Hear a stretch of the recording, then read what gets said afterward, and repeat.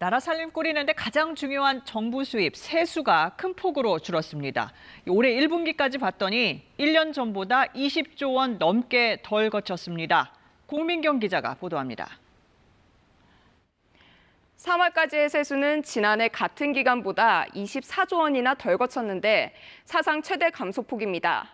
3월만 놓고 보면 법인세가 가장 큰 문제입니다.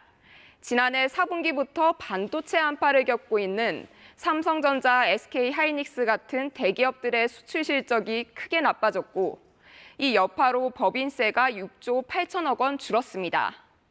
올해 1분기 실적은 더 악화된 만큼 향후 법인세 수 전망이 나아지는 걸 기대하기도 어렵습니다. 그렇다면 다른 세금은 어떨까요?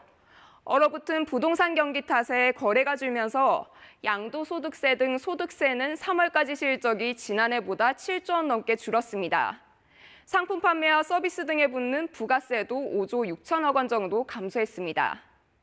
세금을 거둘 수 있는 대부분 항목에서 실적이 나빠졌습니다. 이에 따라 올해 세수 진도율, 즉 예상 세액 대비 실제 거둔 세금 액수는 21%에 그쳤는데 지난해는 물론 최근 5년 평균치와 비교해도 크게 낮습니다. 결국 400조 원 정도로 예상했던 올해 국세 수익 규모도 급감할 걸로 보입니다.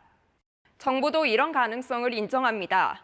다만 하반기 이후 경제가 회복세를 보이면 상황이 나아질 거라는 게 정부 전망인데 과연 기대한 만큼 수출이 회복될 것인지 낙관하기 쉽지 않다는 우려도 상당합니다.